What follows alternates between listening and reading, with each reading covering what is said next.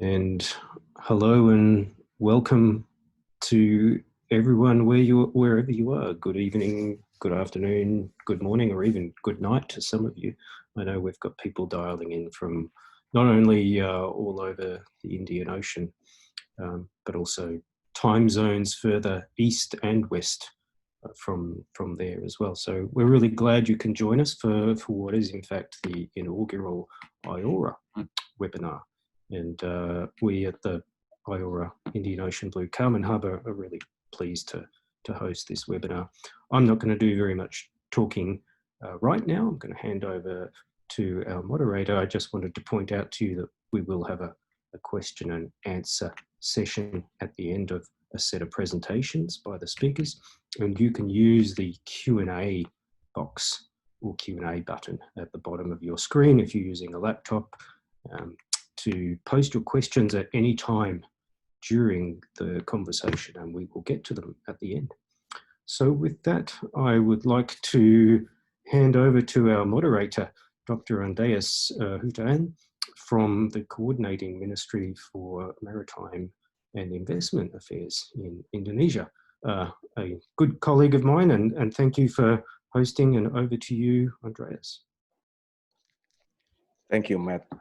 Good morning, good afternoon, and good evening for people in the IORA region, Indian Ocean region. And it is a great pleasure for us to host, to have this important webinar meeting regarding Blue Carbon Initiative in IORA region. So we will have 5 excellent speakers from the region, and I think, and we have time to present 10 minutes for each of the speaker. For the first place, I would like to invite Dr. Andreas Hutahaean to give the presentation.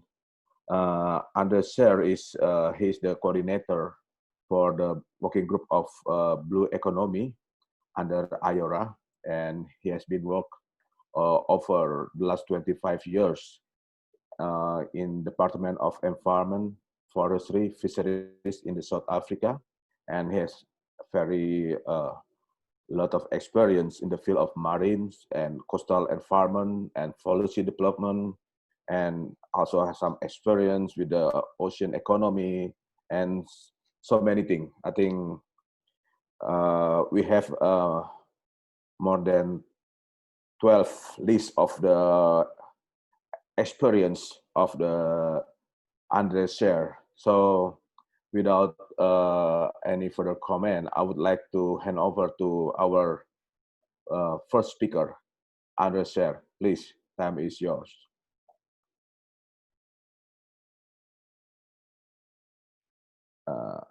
You are, yes, thank you.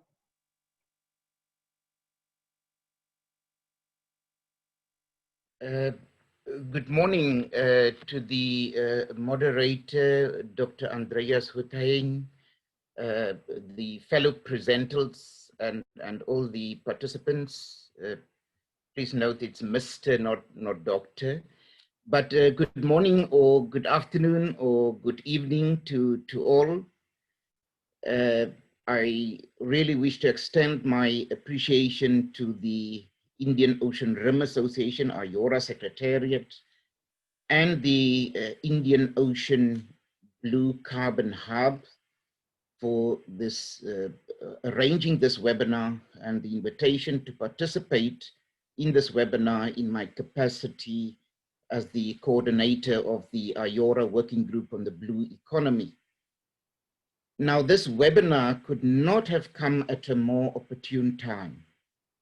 I'm sure you will agree with me that the COVID-19 pandemic has brought the world to a standstill to reflect and start anew, and the earth had time to recalibrate itself.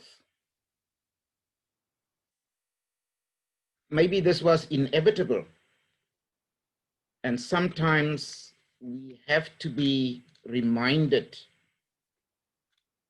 and reflect on the realities. the significance of the oceans and coastal ecosystems, the fact that the oceans make up 70% of our planet, and with its incredible biodiversity, containing 97% of all the water on Earth. The oceans are sometimes referred to as the heart of the planet, producing up to 70% of the oxygen we breathe, compared to 28% produced by rainforests. It regulates the Earth's climate through the transportation of warm and cold water from the equator and the poles respectively. It's an important source of food, providing the space for economic activities, creating millions of jobs and sustainable livelihoods. In fact, it is estimated that over 3 billion people depend on the marine and coastal biodiversity for their livelihoods.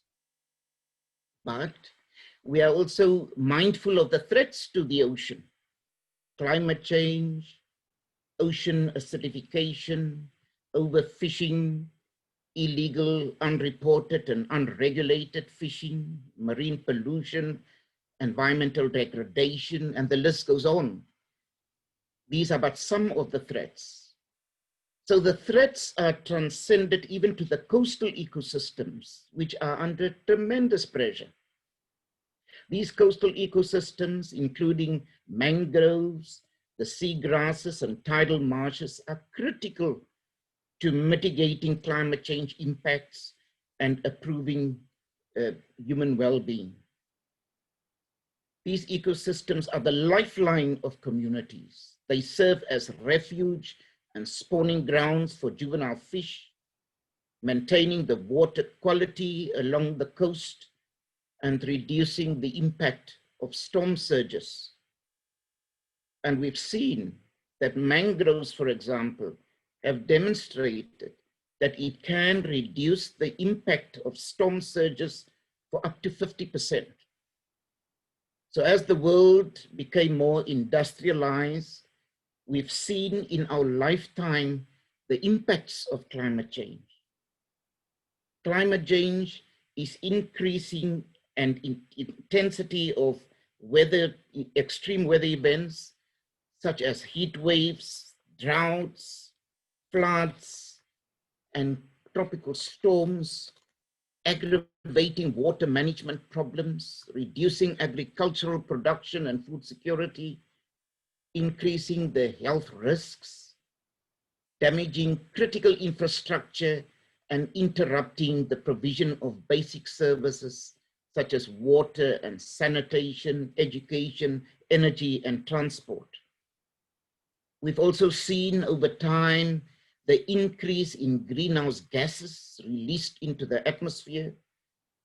Our oceans and coasts have found a natural way of reducing the impact of greenhouse gases on our atmosphere through sequestration or capturing the carbon. The oceans itself have become a major absorber or sink for carbon. So blue carbon, which simply refers to the carbon captured by the world's oceans and coastal ecosystems.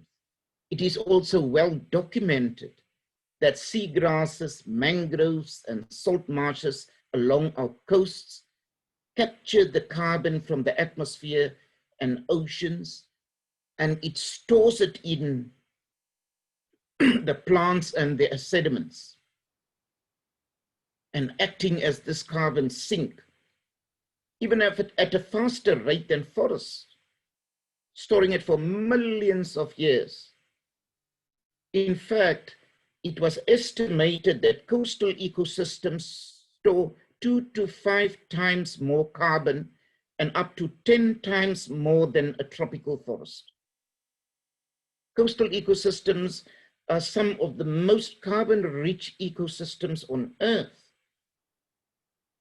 but also the most threatened. We have witnessed the immense pressure of developments along our coasts, the fact that 40% of the world population lives within 100 kilometers of the coast. If these coastal ecosystems are degraded and destroyed, the blue carbon stores are released as carbon dioxide and contribute more to global climate change. What a vicious cycle. Blue carbon, as someone referred to it, is as an invisible time bomb. Maybe we should be a bit more positive, and it could well be the invisible savior. What is critical is the ability to sequestrate carbon. The IORA region is no different. We have noted the impacts, and countries or member states have already put measures in place in mitigation of these impacts.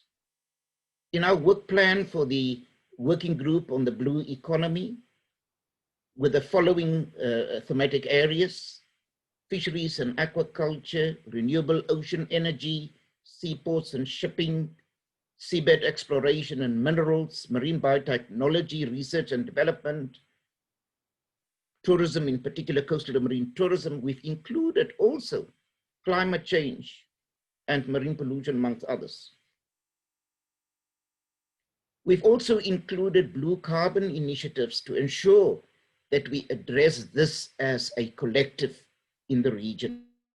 And I would like to thank the Commonwealth Scientific and Industrial Research Organization, the CSIRO in Australia, for the commitments and taking the lead on this work, especially the standardization of methodology for blue carbon assessments in member states.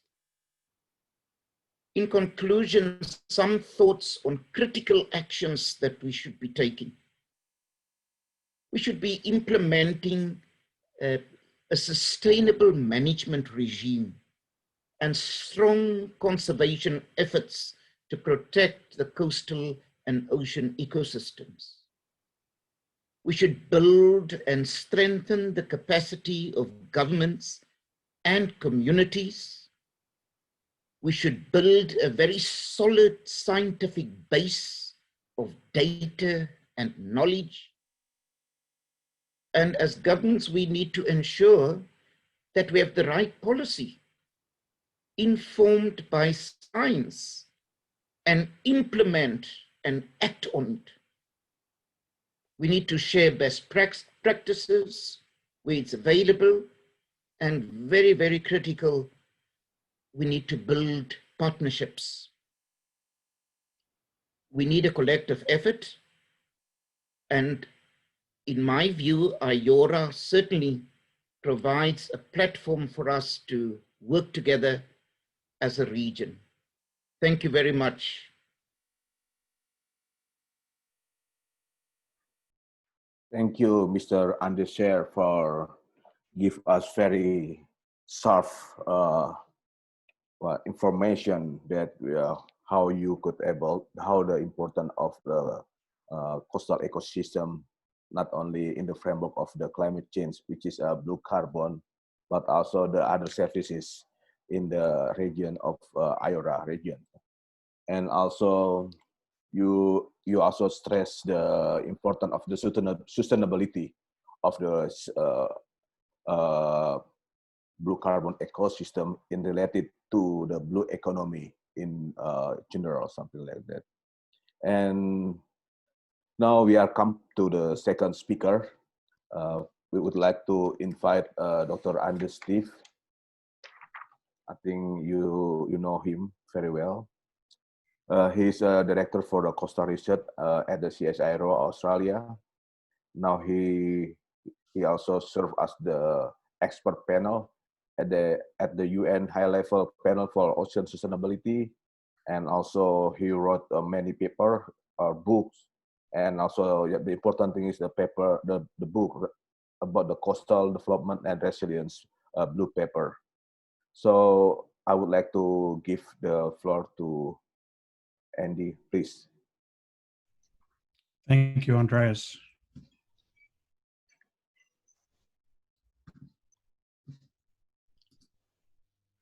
Can people see that screen all right?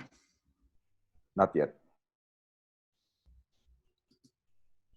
How about now? Yes, it's coming. Hello, everybody. Thank you for that introduction, Andreas, and thank you all for attending today's meeting and looking forward to some of your questions. I'd like to extend my thanks to Andre for providing some very important contextual framing for this important session we're going to have today. So I'm going to talk today, again, at a broad level around where I see blue carbon sitting within the blue economy narrative that we're hearing a lot about.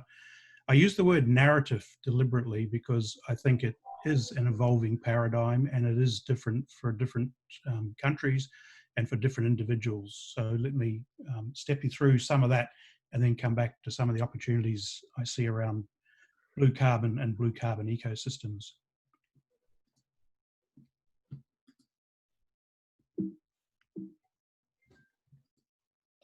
So what is the blue economy? There's many definitions of the blue economy. I've shown you a couple up there from the World Bank and highlighted a few things, but we can also, it's also a number of other terms that are used to address it, including blue growth in the European Union, for example.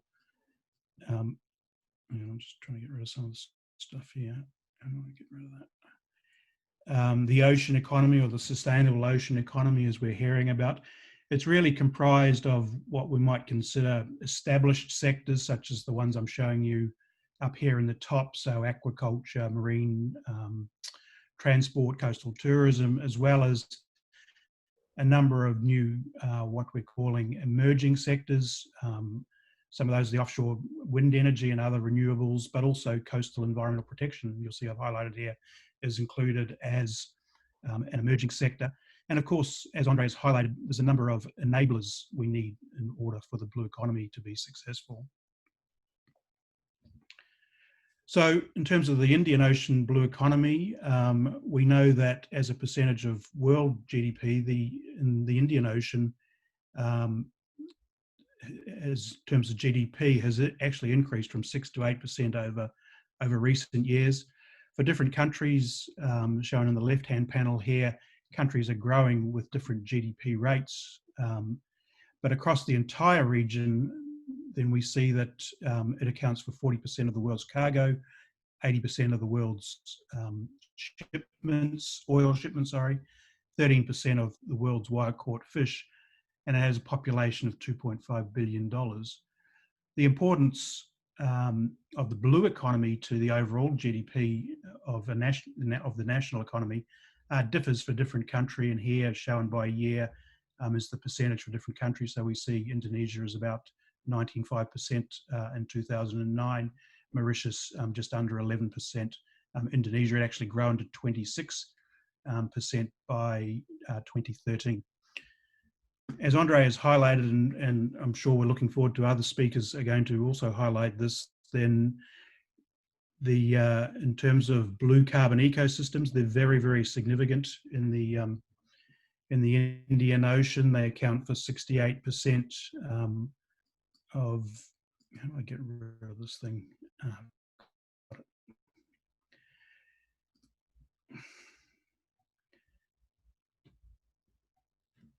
Of the world's mangroves, but they're, as Andre said, 60% of the world's mangrove loss is very significant.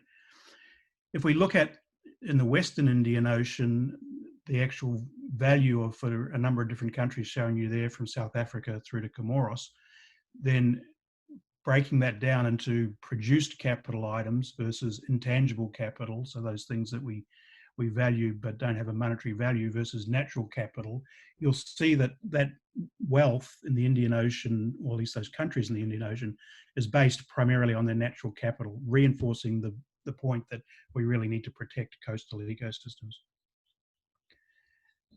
Now, the blue economy means different things to different people. Here's 4 perspectives. Oceans as a natural capital. So the focus here is on environmental protection and restoration. Oceans as livelihoods is another perspective. How do we provide food security and poverty alleviation? How do we address small island states? There's also a particular interest from development agencies, multilateral ones, Oceans as good business has got much more of a focus on economic growth and developing large and global economies. So the private sector has a particular focus on this. And then the last perspective is really about oceans as a driver of innovation. So what's going to fuel these emerging sectors that I've talked about? It's going to be R&D investment, the need for ongoing monitoring in government and industry.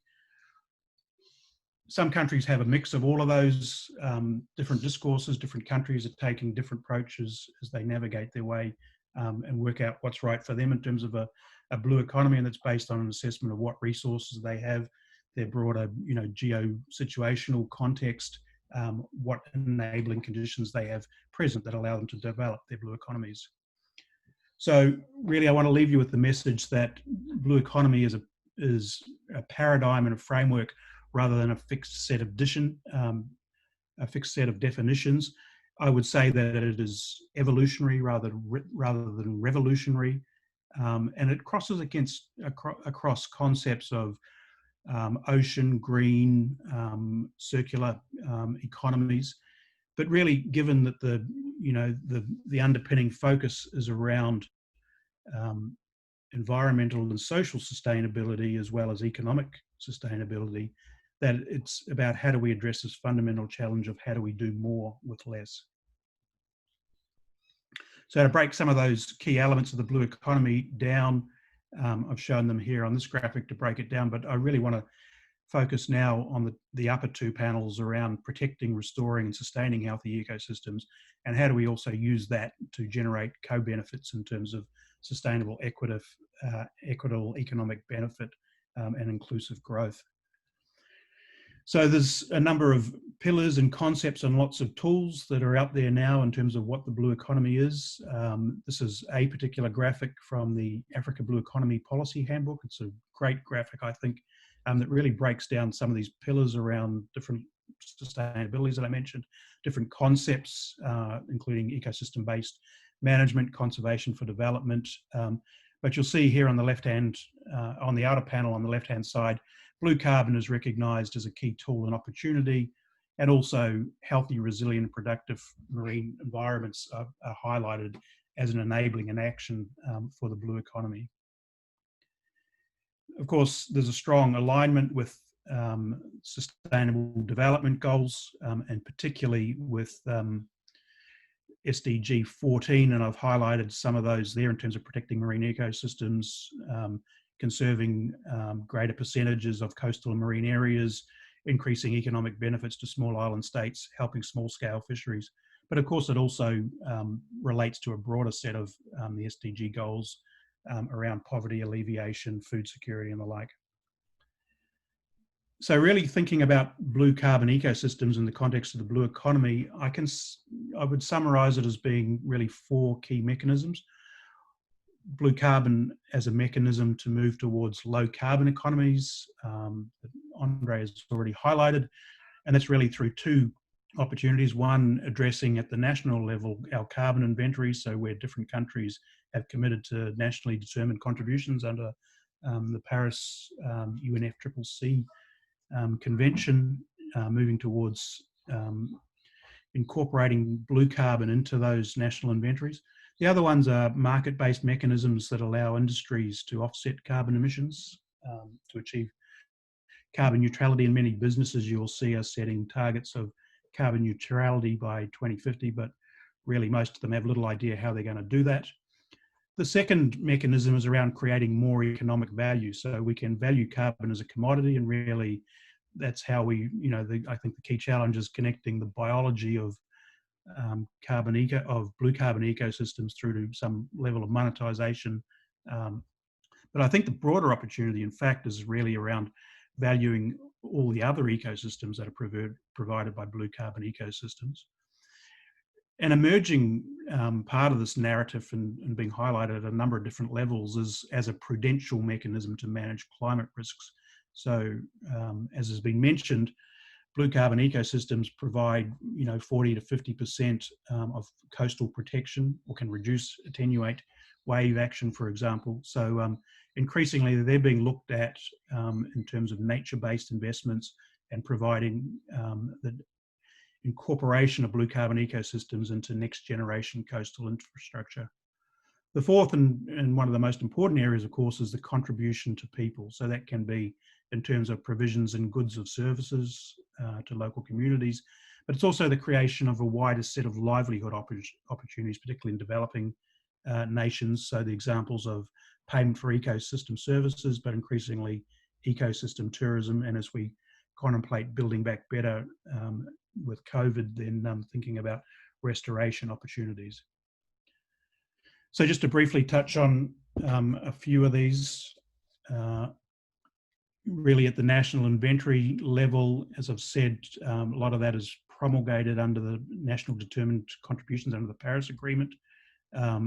Really blue carbon in terms of, for those countries, and several countries are thinking about incorporating blue carbon, particularly mangroves at this stage, a few seagrass, that it would really sit under these broad categories I'm showing you there. So number 5, land use change and forestry is really the broad area in which mangrove and seagrass and salt marsh mitigation would occur. And the benefit to countries can be significant. I think in the case of Indonesia, it could reduce emissions of about 30% simply by preventing ongoing mangrove deforestation. The second one I highlighted was around recognising the benefit from blue carbon ecosystems. So here there's a broader set of ecosystem services that range from water quality enhancement, coastal protection, which are mentioned, cultural tourism, other products, the creation of biopharmaceuticals that really can be packaged up. Bundling and stacking are two different types of ways in which these can be combined as into different financing options that are payments for ecosystem services that other buyers would want to invest in. Protecting and repairing ecosystems is getting a lot of interest at international levels and national levels, as well as from industries, including the insurance industry, more broadly corporate industries who want to increase their corporate stewardship potentials, as well as address their carbon neutrality. So that's led to a lot of interest there. Restoration is seen also as creating jobs for people. It's a strong driver for economic growth, and there's several opportunities there as well. And that's led to a number of high-level initiatives, both around creating infrastructure and finance, as well as various UN decades. So there's the UN Decade of Restoration, which also overlaps with the Decade for the Ocean as well. So there's some key opportunities there. There's a number of guidance coming out. Some of them I've shown you down in the right-hand corner here. Very good documents I'd recommend you looked at. So blue infrastructure finance, ocean risk and insurance industry, various other guidelines and ideas around different financing options that are really providing some of the framework and the capacity development to go forward here. But you know, there's very significant interest from multilateral banks. I'll give you the example of the Asia Development Bank Green Catalytic Fund, thinking both about blue economy, thinking about building nature-based infrastructure. But the conundrum that we've seen is that there's a mismatch between the scale of investment that these sorts of multilateral development banks want to have and what their risk appetite and needs are in terms to fund projects versus the sorts of ones that they're receiving. On the other side of things, where they have implemented large projects, then that often excludes local communities, and so that's a disincentive. And so I think we're working through that, and some of the opportunities sponsored under IORA about thinking about financial regulations. The very good workshop we had in Mauritius back in March that started to address this. There'll be some forthcoming work around there that'll provide greater financial literacy, let's say, in terms of connecting those people who want to initiate these sorts of projects with the greater development opportunities. Finally, in terms of navigating we used to call it post-COVID, but I think people are just moving to talking about the COVID era. What does it mean for the blue economy? I think we're at a crossroads there, and it really comes back to thinking about, foresighting. What does it mean for individual nations as well as regions in terms of what the opportunities are? Some of those are going to be shaped by externalities in terms of the broader geopolitics, market demand, those sorts of things. So the opportunity to really start to foresight what are the opportunities and scenarios for different nations, I think is a really important thing to initiate. The second one is that, under, I guess, the banner of Build Back Better, there's several opportunities around incorporating the development and restoration of blue carbon ecosystems into national infrastructure, creating job opportunities. And so that can take several, or at least a couple of different pathways, that will depend on whether the sustainability narrative underlying the SDGs can be incorporated into the COVID economy recovery narrative that we're having, and also how do we use that opportunity to address climate change at the same time. So I can see several opportunities, I think both from government and from industry, they're all primed and ready to go. So hopefully that's given you a framing context for where blue carbon ecosystems sit within blue economy. Thank you.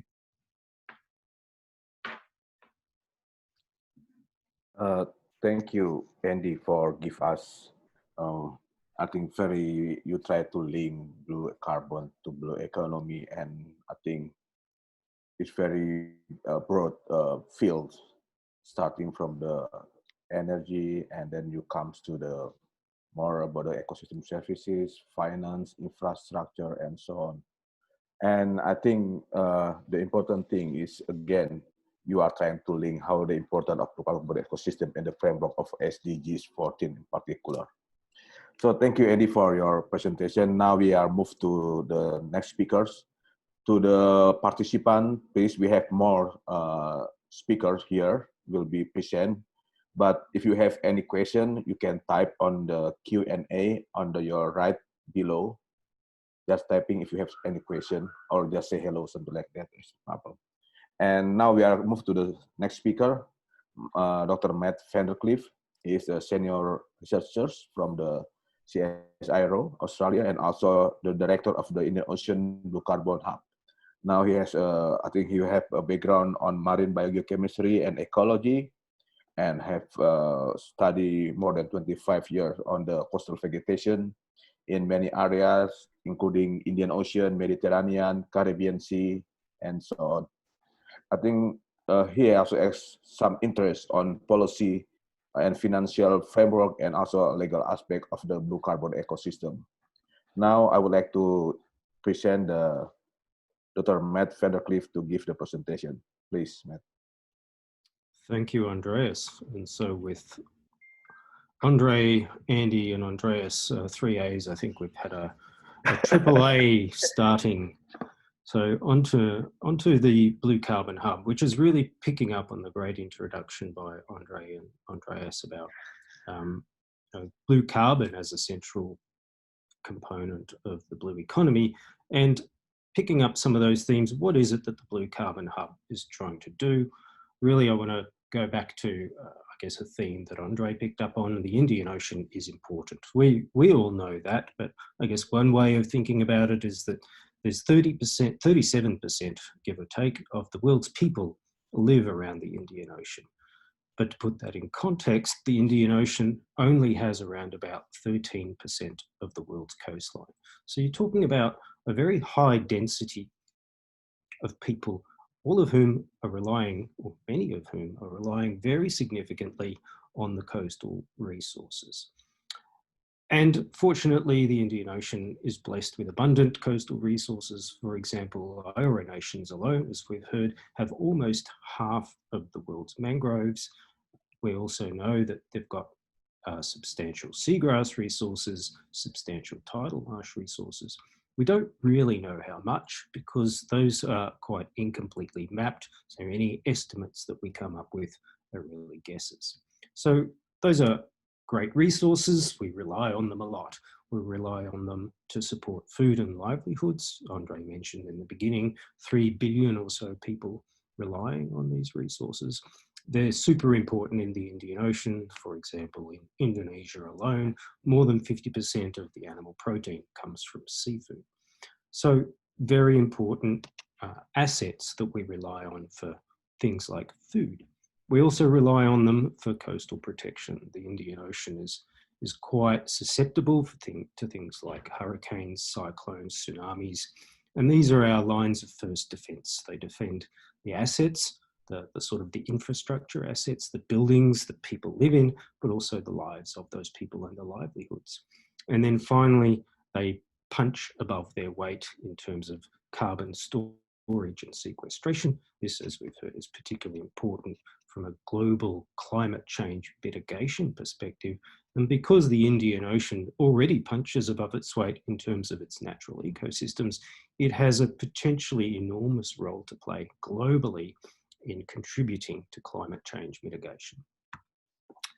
So those are all the good things, but there is something that isn't so good. We haven't been looking after these assets very well. So although we are the home to around half of the world's mangroves, we're also leading the world in mangrove loss, but we're punching above our weight, as it were, in mangrove loss. 2/3 of the world's mangrove loss is occurring in the Indian Ocean. So that's not great. What are we going to do about it? So here comes the Indian Ocean Blue Carbon Hub and a few actions that we'd like to contribute to help reverse this trend. The hub itself was launched in December 2019 at the Blue Economy Ministerial meeting in Dhaka by Australia's Foreign Minister. It's an initial 3-year program of activities. It's funded by Australia's Department of Foreign Affairs and Trade and hosted by CSIRO. We have our headquarters at the Indian Ocean Marine Research Centre in Perth, where we've really got 2 different foci. One is that we're focusing on the science because we believe that the evidence-based policy needs, of course, emphasis on the evidence. So that's what we're trying to do, develop the science to provide the evidence, but also implementation of that evidence-based policy needs finance, and the finance itself needs to be developed with a good evidence base. So we're working on both of those parallel simultaneously. Different types of activities that we are conducting. There's really 3 different types of activities. One is a set of think tank meetings. Now, you might think of a think tank as a brick and mortar building populated by people who ponder deep problems. Well, ours are more pop-up think tanks.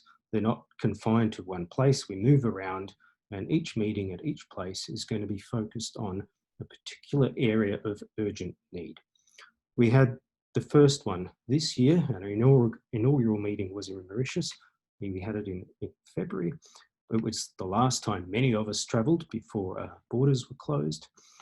And at that meeting, we got most of the IORA member states and many of the other partners together to discuss blue carbon finance. We had a really good couple of days of discussion, and the key outcome from that was that we all agreed that a useful way forward was to develop a white paper to do 2 things. One, to sift through the evidence, but the other is to demystify finance, because often it's kind of shrouded in some jargon that regular folk or even scientists don't quite understand. It's a particular type of language that we're trying to demystify and make available to everyone. The next one is going to be on coastal protection. We're jointly planning that with Bangladesh. I won't mention that one. Perhaps my colleague Karim will mention that next. So a little sneak preview, if you like, about what the white paper is going to be about. Here's a simplified framework. This is still in draft, it's in preparation, but it gives you an idea that we're thinking about the different types of payments that can be enabled, things like carbon markets, but also there are areas and places and times when those payments aren't working and they need different types of enablers. We're working on those. And as Andy also mentioned, there's kind of an emerging need for some risk transfer mechanisms. The most obvious one of those is insurance. So work in progress, and I guess for me a particular highlight, and thanks to Torsten Thiel, Dominic Benzaken, Chip Cunliffe and Jack Wharton for gently training me and walking me through things like bonds and insurance, things that until a few months ago I knew very little about. Stay tuned, we're working hard on that. It will be coming out as soon as we can. The next set of activities is around enhancing opportunities for early career professionals. And those opportunities involve visiting the hub headquarters in Perth. We're going to run one each year. We ran the first one this year. I know these three people are online, so a shout out to them. So Jackie, Melitza and Lahiru came to Perth. Their trip to Perth was quite disrupted, and I think really hats off to them. They did an amazing job considering the disruption that they had due to COVID, including some rapid dashes to airports to get back home. Jackie came to work on restoring tidal marshes, and I think ended up knowing and delving deeper into models for transition of habitat more than she ever expected. Melitza had some ideas around innovative mapping using drones, and I think Melitza also spent far more time than she ever expected thinking about software and how you develop code to transfer data into maps. Whereas Lahiru came to work on a guidebook for ecosystem service evaluation, and I think he ended up on a little bit of an Alice in Wonderland journey, which took him right through the philosophy of what it actually means to think about value and what value is. The final activity, oh, by the way, we are going to run early career professional visioning fellowships again. It's on pause because of COVID, but as soon as we have some clarity and an ability to travel, we'll be advertising those again. So keep your eye on the Hub website. The final activity is a set of expeditions. Again, that's paused. The idea of those expeditions is go to places where the gaps are biggest and start collecting the data that we need to build the information, to build the evidence, to then start passing it into policy. So we had started planning on that. We've paused it. We do have, thanks to collaborations that we've set up, we do have data coming in from the Andaman Islands and from Kenya that's contributing to that. So those are the main activities, but we've also got a website. The recording of this webinar, a link will be, the YouTube link will be put up on the website, as will all the presentations. And if you've got any questions that aren't answered today, please send an email to myself or to Lauren, and we'll do our best to answer them. Thank you, Andreas. Thank you, Matt, for giving us the very deep information about the activities of the Indian Ocean Blue Carbon Hub based in Perth, Australia. I think people are looking for how we could able to implement more activities post the COVID pandemic. We are hoping this pandemic could end very soon so that we have more field activities rather than behind the table, something like that. So for the next speaker, we have a commander of Ahmad Al-Karim. He is a director for Maritime Affairs Unit under Ministry of Foreign Affairs, Bangladesh, and based in Dhaka. I think he has experience in the oceanography. Maybe he's a oceanographer, I think, more or less. And he has many experience in different position, and also, yeah, he have several international meetings as from the UN and as well as related to the ocean and other things, meetings in IORA region, something like that. Now I would like to hand over the place to Mr. Ahmad Al-Karim. Please, time is yours.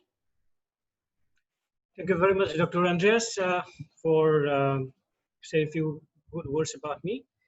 I'd like to thank CSIRO and especially Andre and Matt for being so much instrumental for this reason. We rightly acknowledge that, and I think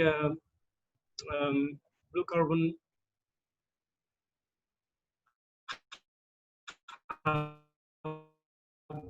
is the quite instrumental to take our agenda for setting up my scene actually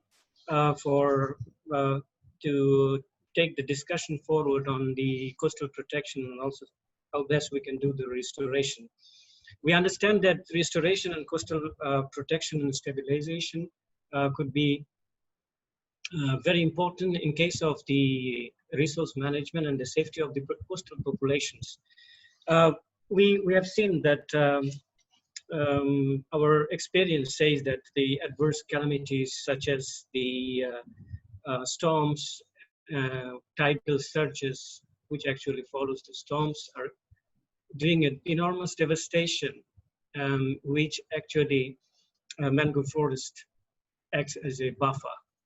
So this reality actually Bangladesh acknowledges over the time, and it has been seen from also in the last storm that Sundarban was very instrumental as a natural protector for that coast.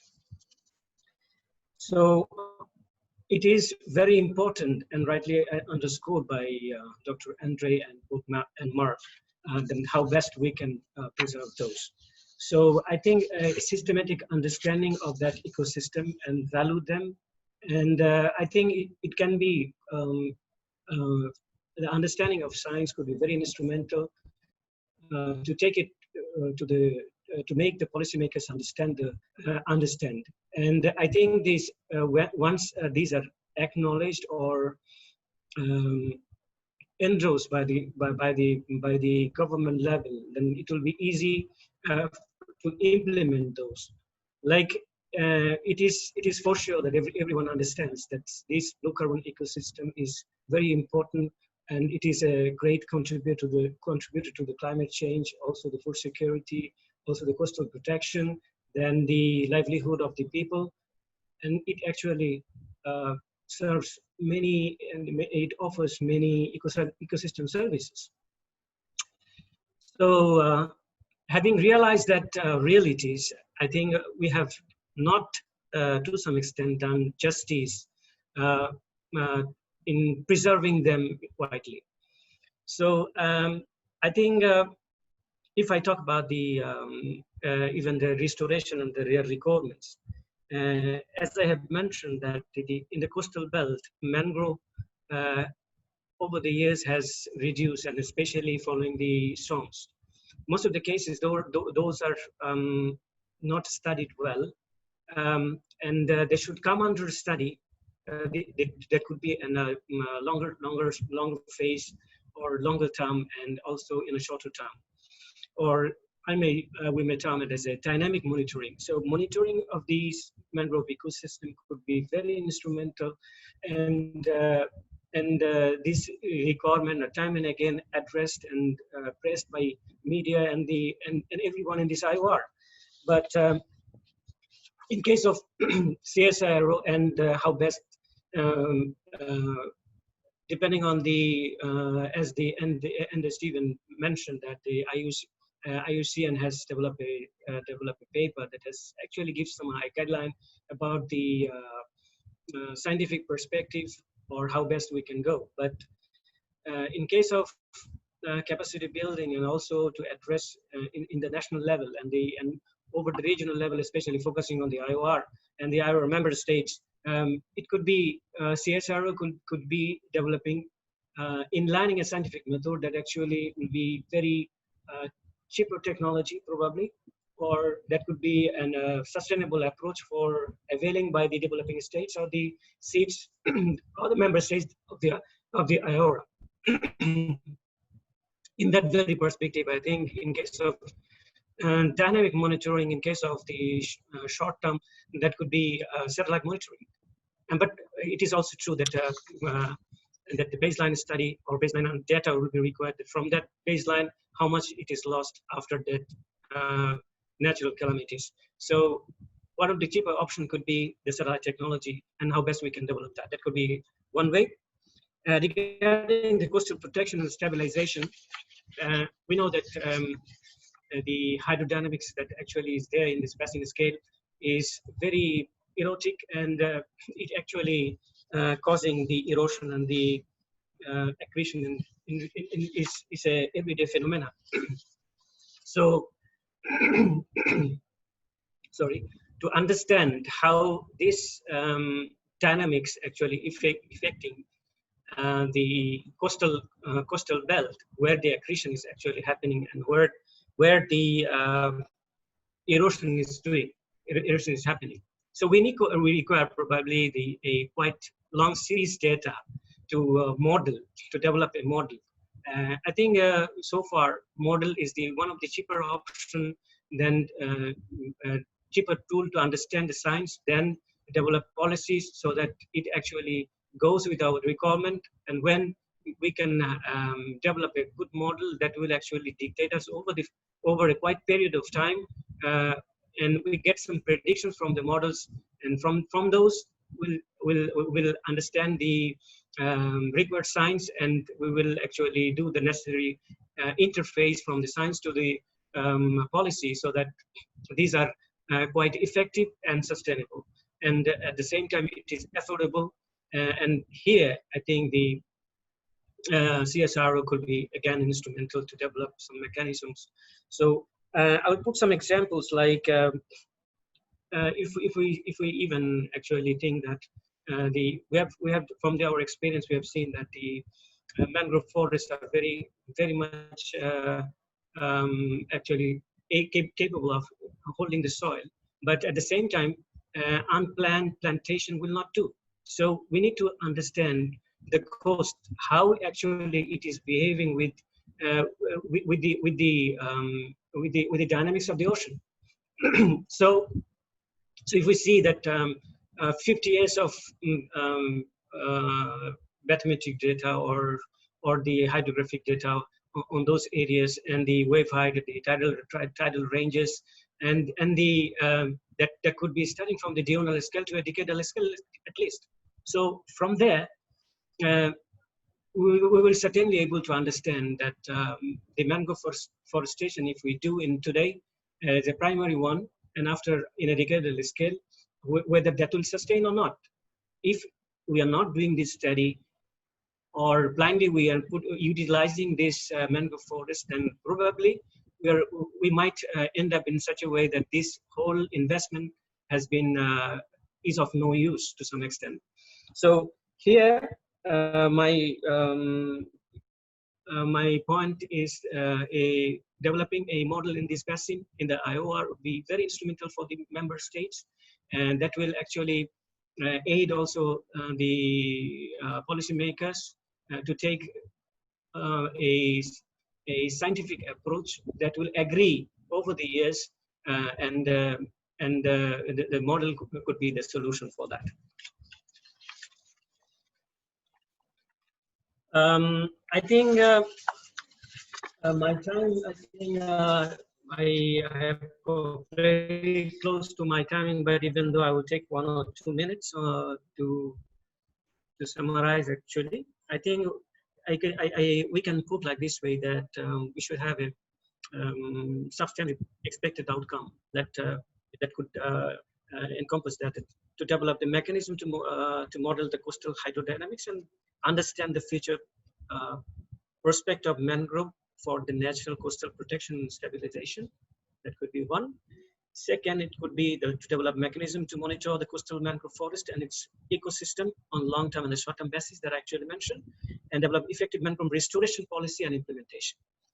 I think everyone present here will agree with me that IORA or IOR has some own realities, and to address the carbon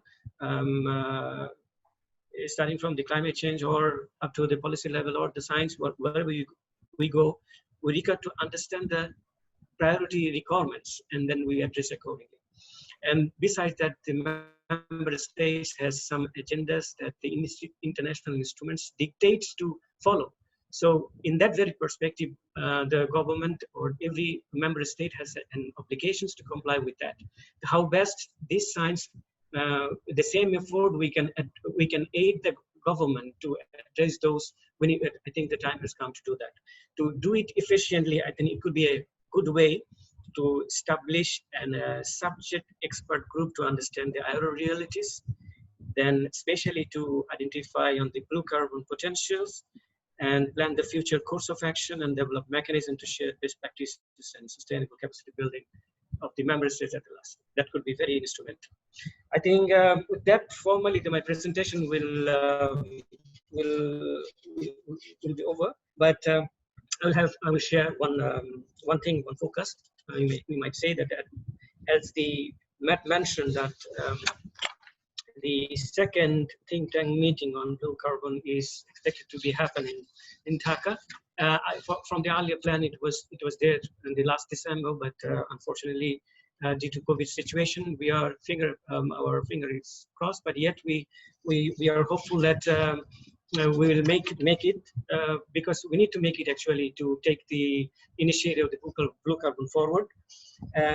The best possible way could be, I think, if the situation improves and the travel ban is lifted, Bangladesh can host the event at Dhaka sometime in first half of the 2021, where the participants and experts will join the meeting in person.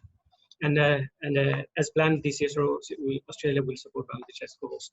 But if the situation doesn't improve and the travel ban is not lifted, probably Bangladesh may then host the event from Dhaka virtually on a suitable date at the first half again, with the support of the CSIRO. So with this, I think I will end up here, and I will look forward for the questions, if any. Thank you very much. Thank you, Mr. Ahmad Al-Karim, for giving us, I think, your experience and future plans activities regarding how to link more of physical parameter to the conservation of blue carbon ecosystem, maybe in particularly mangrove, because Sundabar is one of the hotspot for mangrove ecosystem in the Indian Ocean. And now we are coming to the last speaker, is Dr. Gildas Todinanahary. I'm sorry if I'm misspelling, but I assume I'm a bit correct. So you are the Mr. Dr. Gildas.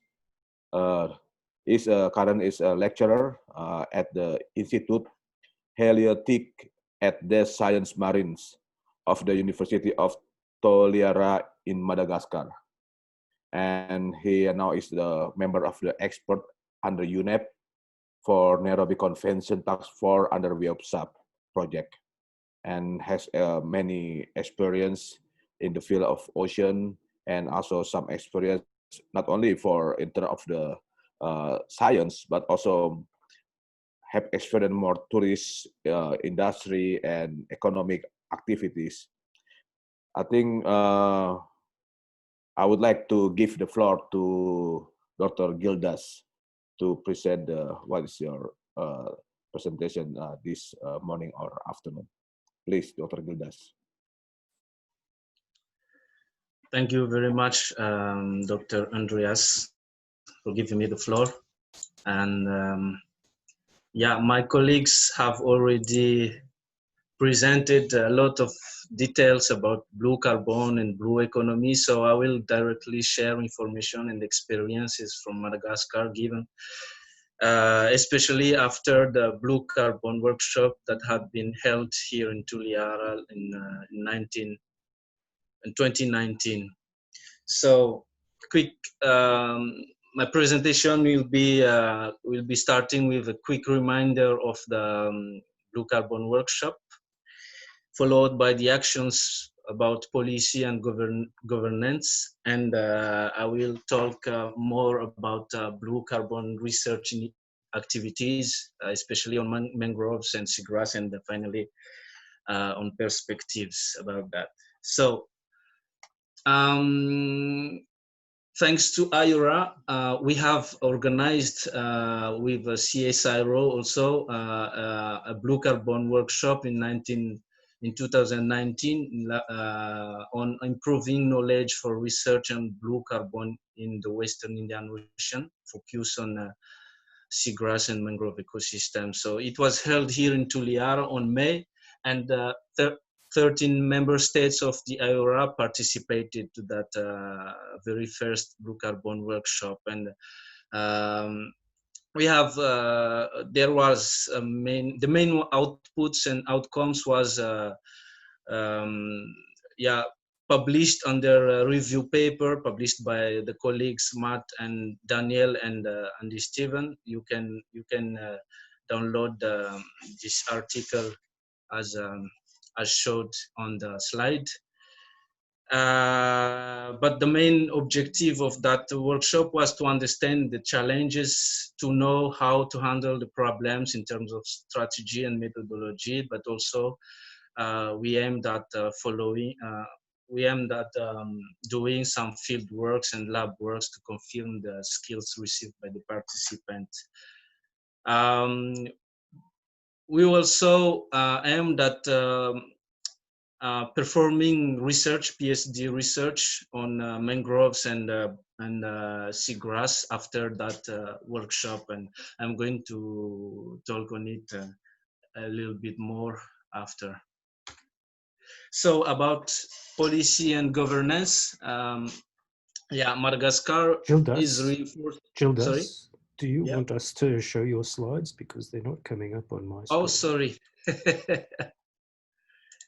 Sorry, here it is.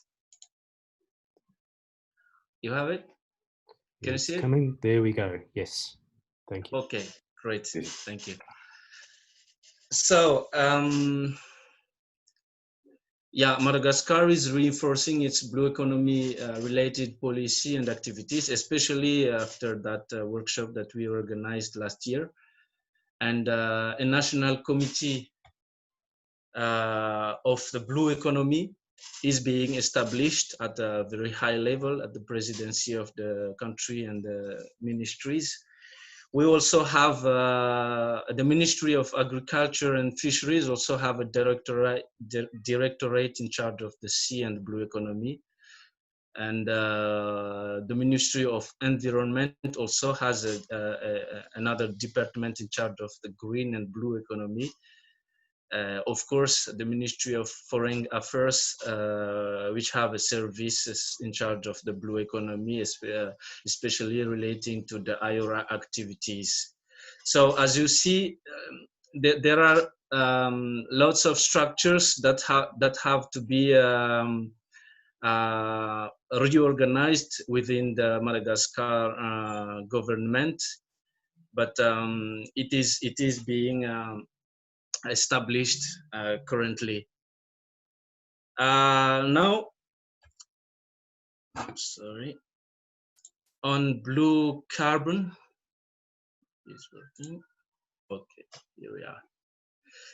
So specifically on blue carbon, we still don't have a specific regulatory text, but with the within the initiatives of few NGOs, especially Blue Ventures NGOs, Madagascar have already taken many actions on blue carbon. For example, about RED Plus actions. And Madagascar also have joined the International Partnership for Blue Carbon platform on March of this year. Now, I was talking about blue carbon activities initiated by Blue Ventures NGOs, and this is actually I'm talking about the Tahirihunku, which means stocks in mangroves, which is the first mangrove carbon project in Madagascar and also the largest blue carbon conservation project in the world. it is certified by the standard Plan Vivo. So even if the blue carbon and blue economy strategies and policy is quite at its beginning in Madagascar, a few activities, few initiatives have been achieved by the partners, especially the NGOs and community associations. It was officially launched in September 19 with a stock of 1,300 tons of carbon stock. But still, we have always to look for the basic informations about the blue carbon ecosystem, especially mangroves and seagrasses. And since last year, we started research initiatives on mangroves. It is a doctoral research on assessing practices, challenges, and cost and benefits from the implementation of the community-based payment for ecosystem services. This is the case of Bay of Ascension, which held the Tahirihunku, project.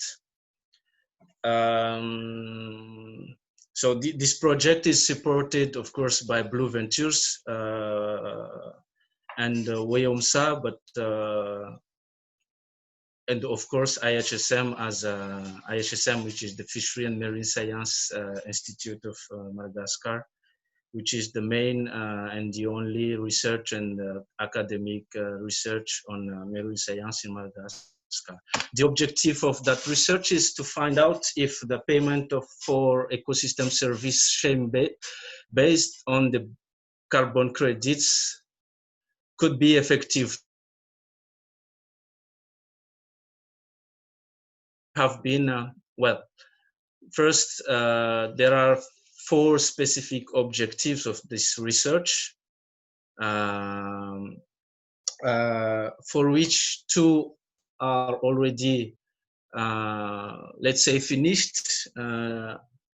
A manuscript is under preparation for publication about assessing the local responses towards the implementation of payment for ecosystem service. Just to tell you that this is important because in Madagascar, communities are a very important level, has very important influence on decisions taken about the ecosystems in Madagascar. So this part is very important. But another paper was already published about the participatory planning of the community-based payment for the ecosystem service. It is still about the mangroves of the Bay of Ascension in the southwest of the country. Now, there is the second research which is ongoing is about the seagrass, which is really at the very beginning because we are still at the level of acquiring the very basic information about the seagrasses of Madagascar, even if the main objective is to evaluate the potential of carbon sequestration. And this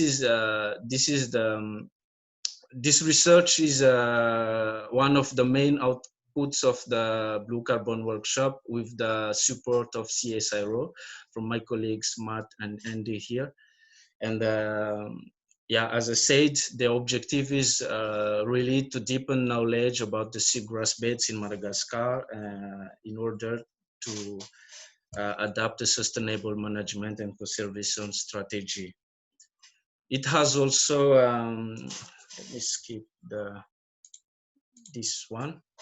So the progress of this research is actually at the field work and data collections only, especially to sample and to do some diversity surveys, but also surveys within the community population to collect data on use and management. Yeah, already just for sharing a preliminary result, the Fidel and the team has identified already 9 species in the only southwest region of Madagascar. But there are lots to do again, especially on mangroves and seagrass. We have to study again the institutional challenges. I was talking about the structures just now, but also on cost and benefits from the implementation of PES in mangroves. And of course, about the seagrasses, the main goal is to evaluate the potentiality of Madagascar seagrass to sequestrate carbons, but everything is to be done again. The lab works, data collections, and publications. So I will finish my presentation here, and if there are questions, that will be welcome. Thank you. Thank you, Dr. Gildas, for sharing us the current activities of blue carbon in Madagascar. I think it is very nice information how you able to link between field and then not only the ecosystem itself, but also the community who get involved to manage the blue carbon ecosystem in Madagascar.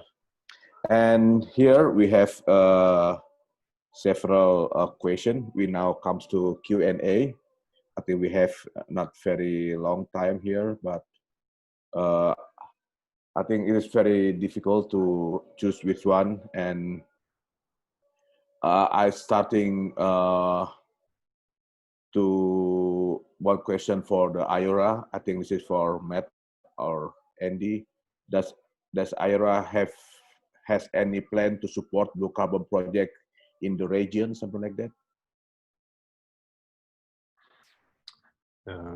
Perhaps I'll take that one. Thank you, Andreas. I can't speak for the IORA Secretariat, but I guess I can say the short answer is yes, and we have already started. So some of the activities that we're doing, including the meeting in Mauritius that we did earlier this year, and the pop-up think tank that Commander Karim has talked about, are sort of steps in that direction. And Andre also mentioned that there are some actions in the plan for the developed by the working group on the blue economy. So yes. Okay, thank you. Maybe detail we can look forward after some time. And to Mr. Andres share, I think there was a question about how the ROK can contribute to the IORA's blue economy work plan and blue carbon initiative. Thank you very much, Andreas. I see there's actually two questions of relevance. The one that deals with does IORA have any plans to support blue carbon projects? Of course, that's very critical. You know, there are projects that are, you know, maybe national projects, but could have a regional significance. And we always strive to have projects that could benefit the region and countries in the region. In the work plan, as I already pointed out, we put down activities to start with, you know, the assessment of blue carbon in member states, and CSIRO is also looking at developing a guideline. So yes, the answer is yes, that we would very much want to support the blue carbon projects in the region. The other question on ROK as a dialogue partner, of course, we welcome partnerships. I already alluded to in my earlier intervention that partnerships are extremely critical. if we want to build resilience within the region. So yes, definitely there is scope for fostering partnership with any dialogue partner in this regard, because sustainable financing and innovative financing is very critical. We heard from the other colleagues when they talked about restoration of ecosystems and so on. Thank you very much. Yeah, thank you, Mr. Andre. And there was a question to Gildas, more technical aspect, how you select your study site, particularly for the seagrass ecosystem in your project, and so on. Yeah, I just saw the question. Yeah, so first we have already performed a few preliminary field works, and that's why I didn't present the sites, but it is we are only chosen sites in the southwest region of Madagascar, which is because of proximity. It is close to our institute, so that's why we have easy access to the sites. But the first step is to map, and we are going to use we are aiming to use remote sensing mapping to be confirmed with field works, and after that only it will be a very let's say good to select the sites to sample to get samples for carbon analysis after knowing the distribution and also of course the diversity of each site. So there was a few preliminary field works first, and after that we could choose the sites where to perform the next step. Thank you, Dr. Gildas. And I think this also one question. I mean, more about the from Bilk Port. He or she tried to raise the concern about the implementation of financing for reduction of the CO2 emission in the country.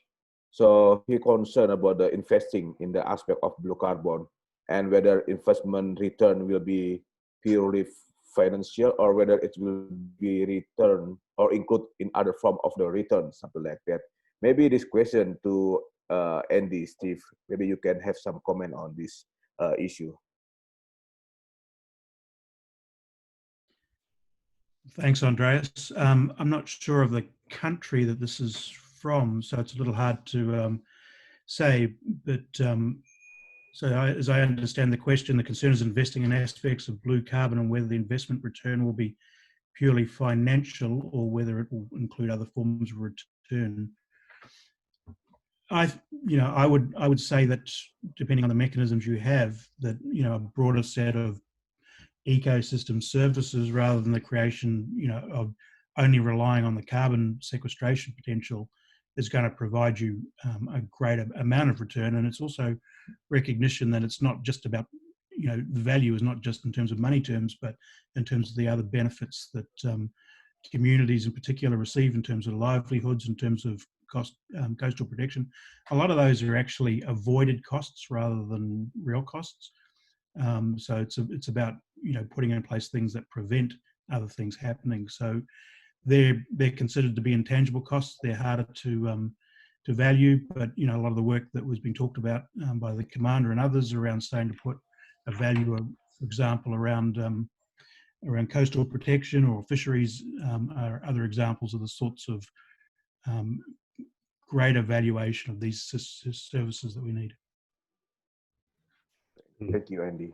Perhaps, Andreas, I can add to that very briefly because we are covering that in the white paper. So to some extent, stay tuned and watch out for the white paper to come out. But it's in part a question about giving some thought to the context in which something like a carbon market is, versus the types of services that Andy's mentioned. So of course, what we don't want is a mechanism where the carbon market exists to help certain countries avoid responsibility and simply move them elsewhere.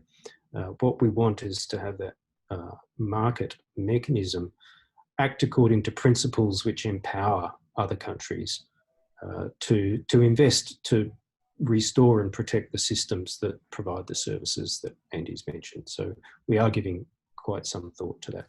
Thanks, Andreas. Okay, thank you, Matt, for the additional comment. And there's one question from the Mauritius Ministry of Blue Economy regarding the methodology and criteria for successful mangrove ecosystem restoration. I think we have several countries here. I would like to ask for experience of Mr. Ahmad or Karim. Maybe you can have some experience the successful mangrove restoration in Bangladesh. I think so far for Bangladesh, government has taken regular step for the restoration in the natural process. What was absent that the mostly it was not a result oriented, model oriented approach. So today's my urge was to set up a scientific approach, what we are as a measurement or to comply. The question that the from the panel that actually raised, to if I do justice to that question, that it should be that the reality in Bangladesh and that the region or the country particular will be different. So if we generate a model for which will actually agree with the total Indian Ocean, that will have a total understanding about the coast and how they behave over the years, or maybe in a decadal scale or in 50 years scale. But if it is a basin scale approach, I think our member states will be there. Most of the member states which are actually having the mangroves or the other blue carbon ecosystems, salt marsh and the seagrasses. But to map the technologies or the understanding is different. What we actually can do from, especially for monitoring satellite technology, will be cheaper in case of mangrove, but the other technologies, my Madagascar friend that he mentioned, and I experienced that Indonesia has also, in few of the islands, they have understand the stock taking of the seagrass and their potential contribution to the climate conditions or climate change events. So I think, in a word, the realities may not be same in different the kind of realities I have in my country may be different in their country, but a regional model could answer most of our questions. Thank you. Thank you for the Mr. Ahmed for the presentation explanation. So just I think this is the last question for Dr. Gildas, asking about the example of the payment for ecosystem services of seagrass that had been used in Madagascar during your study or other experience.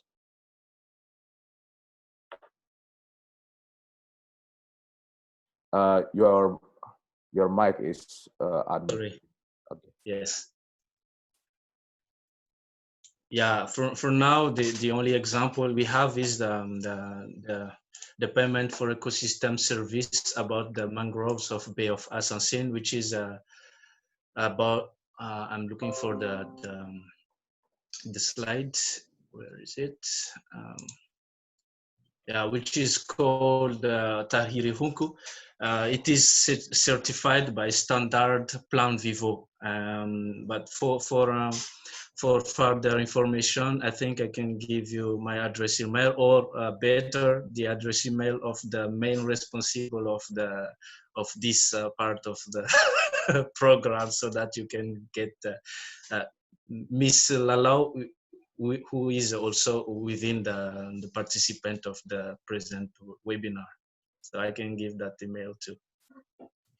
Okay, maybe Matt, your experience for payment ecosystem services of seagrasses, maybe in Australia, can you give us some information about it? Yeah, Andreas. In fact, the short answer is that there are very few, almost no good examples of an effective payment for ecosystem services as applied to seagrass yet. There are several that are being developed. Gildas has mentioned some of the thinking that's happening in Madagascar.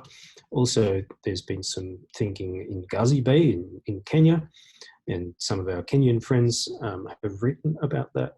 There's also been some small-scale payments for seagrass restoration in North America. But in general, it's a very underdeveloped area with a lot of promise, but much like with carbon markets, it needs some careful thought about how you design and implement it so that you generate the money and direct the money to go where it's can be best used. Thanks, Andreas. Okay, thank you, Matt, for the answer. And I think we are just about to finish our webinar today. Some important message I think we received from all speakers, that the link between blue economy and blue carbon. They are similar blue, but blue carbon I think is more specific in the framework of the not only mitigation of the climate change, but there are some more important regarding the adaptation, because from the speaker's experience presentation as well, how is the benefits of this coastal ecosystem in real life of their own experience in their country. And also we have some important message regarding the current activities of blue carbon from colleagues from the Bangladesh, as well from the Madagascar, from the experience in how they could able to manage the ecosystem in different way. I think from different background of information, and the importance of awareness for protection and restoration of blue carbon ecosystem is one of the key points from all of the presenters here. And there are several hopes coming through the Q&A for this presentation. I think from this webinar, one of is the thing is about the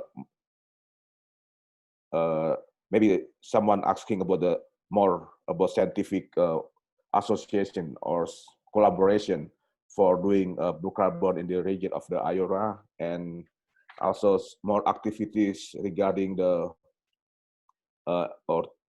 more sharing experience and information, and also try to link with the blue economy aspect in the area of the IORA region, something like that. I think these are some of the my note here. Besides some information about the carbon finance, I think this is many issue regarding blue carbon finance. In fact, early of this year, we have a meeting in Mauritius talking about 2 days meeting discuss about the blue carbon finance, and still we need to implement this mechanism into real condition for the sustainability of the blue carbon ecosystem in the region. I think these are some of my notes here.